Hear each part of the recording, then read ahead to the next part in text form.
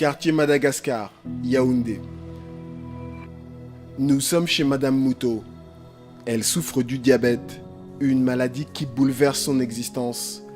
L'excès de sucre dans son sang, appelé hyperglycémie, a perturbé la circulation sanguine dans sa jambe gauche, ce qui lui a valu une amputation. L'amputation a été faite à 2 reprises. On a d'abord coupé le pouce.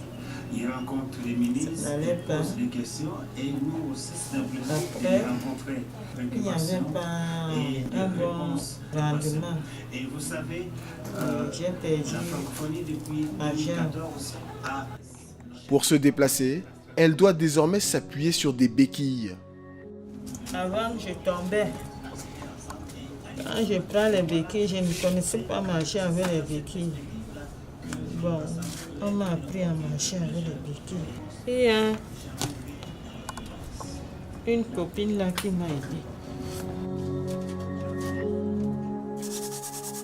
Pour les travaux ménagers et même pour préparer son bain, elle dépend entièrement de Fabrice, l'un de ses fils.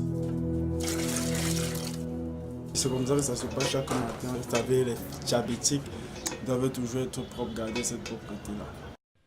Une hygiène sans faille pour éviter les infections. Mais ce n'est pas la seule préoccupation de Fabrice. Faute de moyens, voilà plusieurs jours que sa mère ne prend pas ses médicaments. Conséquence, son taux de sucre dans le sang, déjà trop élevé, empire, ce qui lui cause des vertiges et une fatigue intense. Pour éviter le pire, Fabrice l'a conduit dans un centre spécialisé, unique en son genre.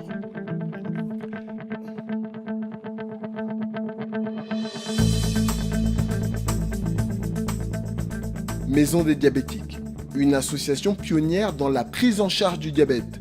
Sa mission, apprendre aux malades à vivre le plus normalement possible. Au fil des années, le centre s'est spécialisé dans la gestion des situations d'urgence, telles que celle de Madame Mouto. Bonjour. Donnez le cahier. Pour évaluer la gravité de l'état de Madame Mouto, Awa, l'infirmière, doit vérifier la quantité de sucre présente dans son sang. Bon, on va vous prendre les paramètres. Au-delà de 2,5 grammes, Madame Mouto risque le coma diabétique. Ok, la glycémie est à 3 grammes. La glycémie est beaucoup, la glycémie est élevée. 3 grammes de sucre par litre de sang. La patiente a frôlé le pire. Pour diminuer la glycémie, l'infirmière adopte une mesure d'urgence radicale. Je dois lui donner une petite dose d'insuline rapide pour pouvoir aider à baisser sa glycémie. Donc, après 1 heure du temps, on va encore reprendre la glycémie. Madame Mouto est doublement chanceuse. Elle a été rapidement prise en charge, sans débourser un seul sou. Dans un autre centre, elle aurait tout bonnement été renvoyée chez elle. À l'origine de ce concept novateur, une infirmière diplômée d'État qu'une tragédie familiale a envoyée en guerre contre le diabète. Ma maman avait le diabète type 1 quand je faisais terminale. Elle m'a demandé ce que je veux faire de ma carrière. Et moi, je lui ai dit que je voulais être ingénieur agronome. Elle a dit non, voilà que le diabète est en train de me ronger. Ce que je préfère pour toi, c'est faire la médecine. Malheureusement pour moi, pendant mon séjour à Strasbourg, elle est restée mourir au Cameroun. Et moi, ça m'a fait mal et je me suis dit, qu'est-ce que je fais encore avec le diabète? Mais l'esprit m'a dit non. Ce que tu n'as pas pu faire pour ta mère, fais-le pour les autres. Aider les autres, et surtout les patients les plus vulnérables comme Madame Mouto. Oui, si vous pouvez la faire asseoir ici, parce qu'on va travailler aussi ici, pour ne pas... Cette dernière n'a pas encore assimilé l'importance de prendre son insuline tous les jours. Madame Vom va donc rappeler le rôle de cette hormone dans l'absorption du sucre par les cellules de l'organisme afin de baisser la glycémie. L'insuline est finie. L'insuline est finie, les aiguilles sont finies. Aïe! Je dois acheter.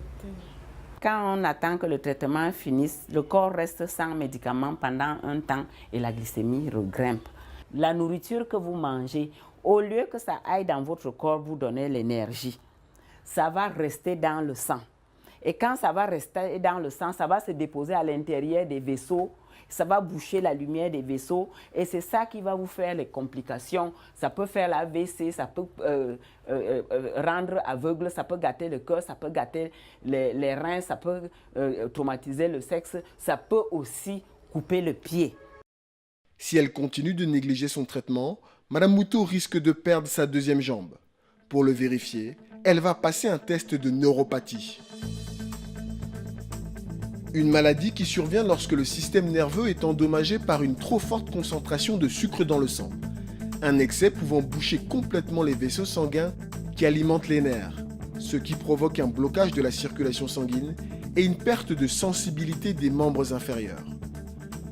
10% des diabétiques atteints de neuropathie subissent une amputation. Le test de neuropathie est effectué par Fordi. Oui, bonjour Fordi. Bonjour Fordi. Ouais, c'est bien parce que tu es arrivé. Il va vérifier si Madame Mouto risque une autre amputation en testant la sensibilité de la jambe droite. S'il y a une vibration, vous voyez sur votre main, ça va, non?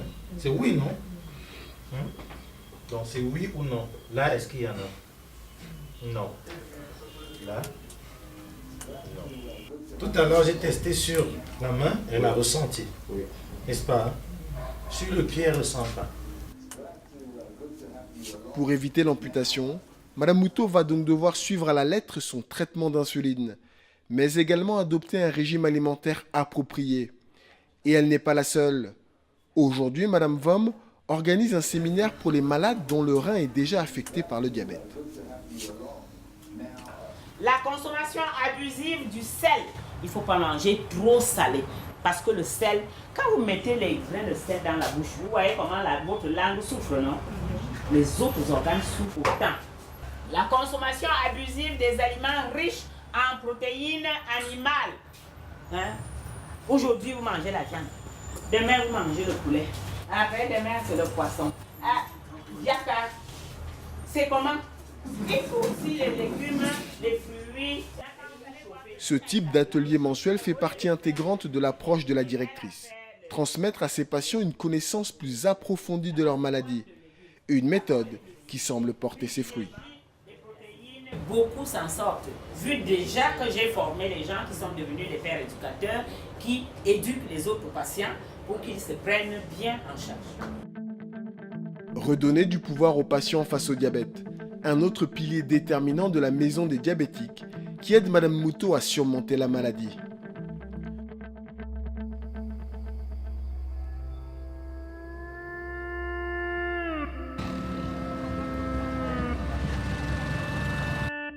Retour au domicile de Madame Mouto. Depuis qu'elle fréquente la maison des diabétiques, elle mange 3 fois par jour tel que recommandé, ce qui réjouit Déance, son fils aîné. Tu as mangé le matin? Oui, j'ai pris le déjeuner, j'ai aussi mangé là vers midi. En plus de mieux s'alimenter, Madame Mouto respecte également ses prises d'insuline, ce qui améliore nettement sa glycémie. Elle est passée de 3 grammes à 2,23, un progrès majeur.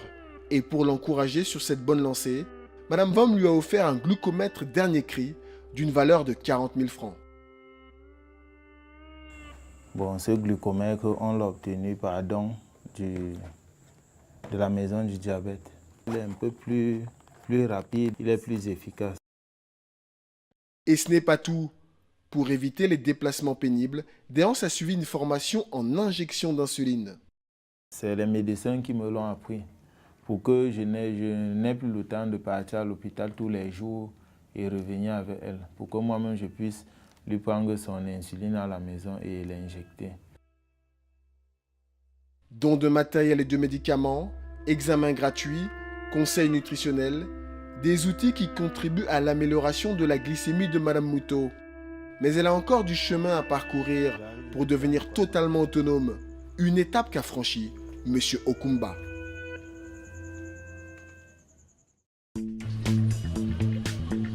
Le lendemain matin, 7 heures. Chez Monsieur Okumba, un pensionnaire de la maison des diabétiques qui, après plusieurs années d'efforts, est parvenu à normaliser sa glycémie. Le stade rêvé de tout diabétique qui aspire à une vie normale. Son succès, M. Okumba le doit en grande partie à l'activité physique. Il nous explique en quoi elle est importante pour les diabétiques. Quand on fait le sport, il faut savoir que les muscles utilisent le sucre. Ça fait baisser la glycémie. C'est pour ça qu'on demande de faire le sport pour équilibrer aussi la glycémie. Continue, et je dois le faire au moins pendant 30 minutes.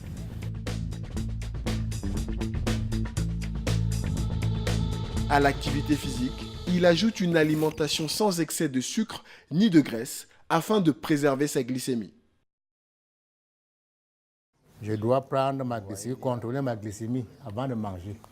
Et il faut savoir que quand je vais manger, je suis à quel niveau. Si ma glycémie est basse, je peux manger très bien. Je mets même un peu de mayonnaise ici. Voilà. Je suis à 0,8. C'est un bon résultat, 0,8. Un très bon résultat. Un résultat devenu habituel, obtenu à force de discipline.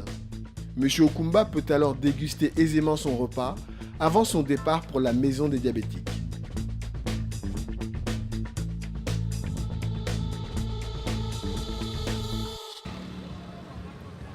À la maison des diabétiques, M. Okumba fait figure de patient exemplaire, ce qui lui a valu de passer père éducateur au sein de l'association. Désormais, il fait profiter de son expérience aux patients en quête d'autonomie. C'est un travail social et humanitaire. Moi, je vois comment d'autres diabétiques souffrent. Il y a beaucoup qui souffrent. Il y a ceux qui ont les pieds coupés, les yeux percés à cause du diabète. Il y a ceux qui ont même déjà une insuffisance rénale. Depuis qu'il est retraité, M. Okumba passe ses journées ici, auprès de Mme Vom et d'autres pères éducateurs qu'elle a formés.